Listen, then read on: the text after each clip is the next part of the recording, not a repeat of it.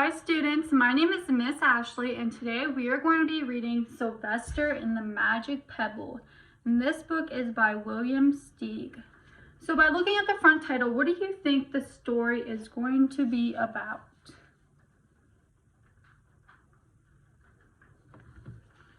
I want you to make a few predictions before we read.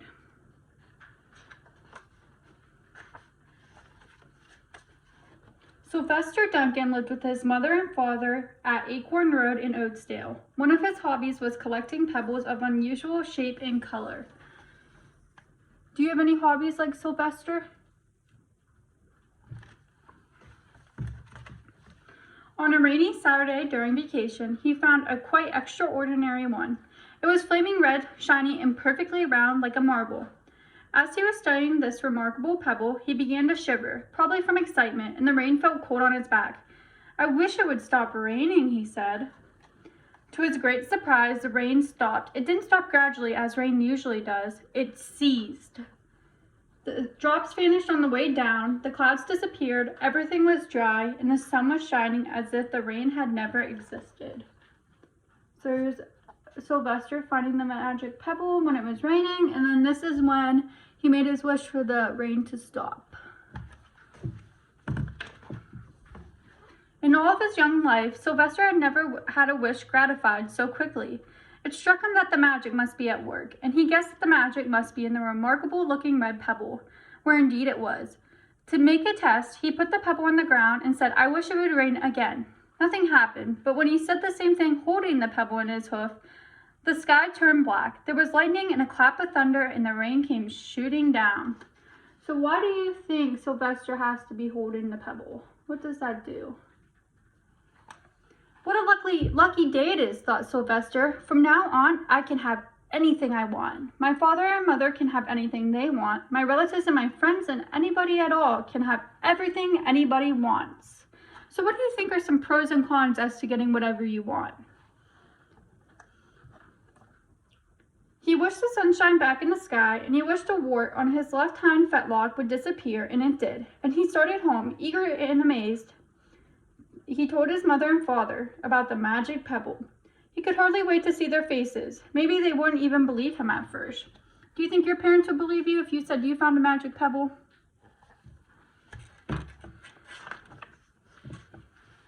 After he was crossing Strawberry Hill, thinking of so many things he could wish for, he was startled to see a mean, hungry lion looking right at him from behind some tall grass.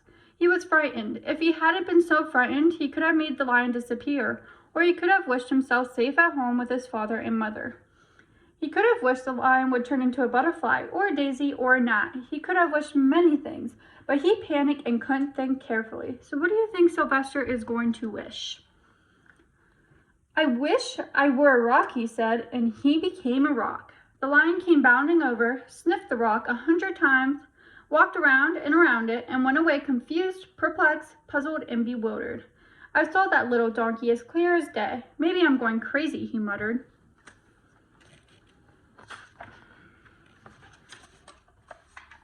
And there was Sylvester, a rock on Strawberry Hill, with the magic pebble lying right beside him on the ground, and he was unable to pick it up. "Oh, how I wish I were myself again," he thought, but nothing happened. He had to be touching the pebble to make the magic work, but there was nothing he could do about it. His thoughts began to race like mad. He was scared and worried. Being hopeless, he felt hopeless. He imagined all the possibilities, and eventually he realized that his only chance of becoming himself again was for someone to find the red pebble and to wish that the rock next to it would be a donkey. Someone would surely find the red pebble. It was so bright and shiny, but what on earth would make them wish that a rock were a donkey? Would you wish that a rock were a donkey?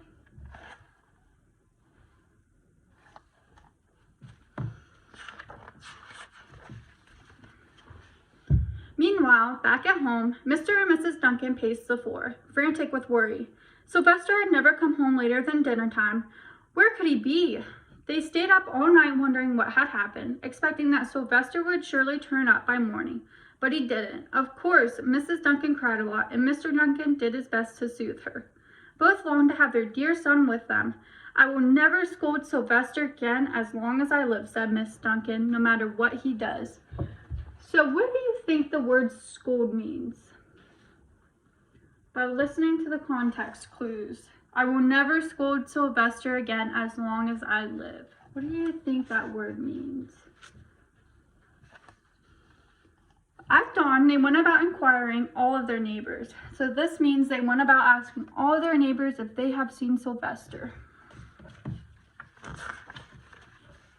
They talked to all the children, the puppies, the kittens, the colts, and the piglets. No one had seen Sylvester since the day before yesterday.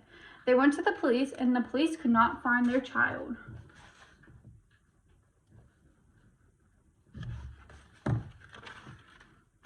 All the dogs in Oatsdale went searching for him. They sniffed behind every rock, tree, and blade of grass, into every nook and gully of the neighborhood and beyond, but found not a scent of him. They sniffed the rock on Strawberry Hill, but it smelled like a rock. It didn't smell like Sylvester.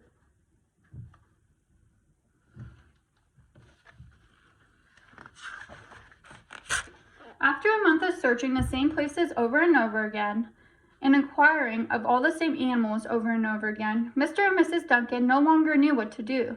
They concluded that something dreadful must have happened and that they would probably never see their son again, though all the time he was less than a mile away.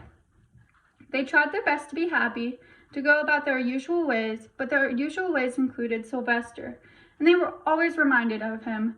They were miserable. Life had no meaning for them anymore.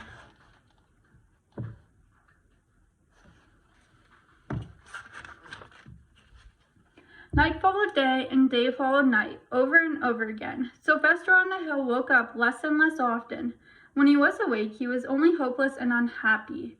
He felt he would be a rock forever, and he tried to get used to it. He went into an endless sleep. The days grew colder. Fall came with the leaves changing color, and the leaves fell, and the grass bent to the ground. There's Sylvester in the fall. Then it was winter. The winds blew this way and that. It snowed. Mostly the animals stayed indoors, living on the food they had stored up. One day, a wolf sat on the rock that was Sylvester and howled because he was hungry.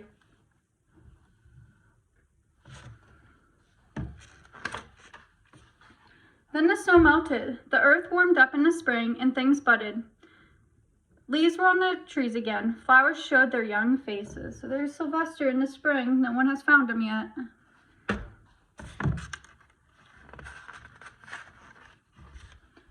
One day in May, Mr. Duncan insisted that his wife go with him on a picnic. Let's cheer up, he said. Let us try to live life and be happy, even though Sylvester, our sweet angel, is no longer with us.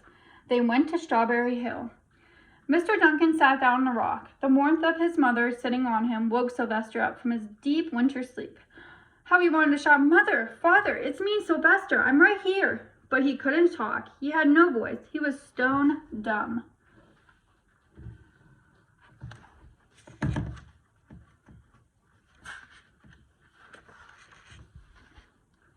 Mr. Duncan walked aimlessly about while Miss Duncan set out the picnic food on the rock. Alfalfa sandwiches, pickled oats, sassafras salad, Timothy capote. Suddenly, Mr. Duncan saw the red pebble. "What a fantastic pebble!" he exclaimed. Sylvester would have loved it for his collection. He put the pebble on the rock. So what do you think is going to happen after he put the pebble on the rock? They sat down to eat. Sylvester was now wide awake as a donkey that was a rock could possibly be. Miss Duncan felt something mysterious. "You know, Father," she said suddenly, "I have the strangest feeling that our dear Sylvester is still alive and not far away." I am, Sylvester wanted to shout, but he couldn't. If only he had realized that the pebble resting on his back was the magic pebble.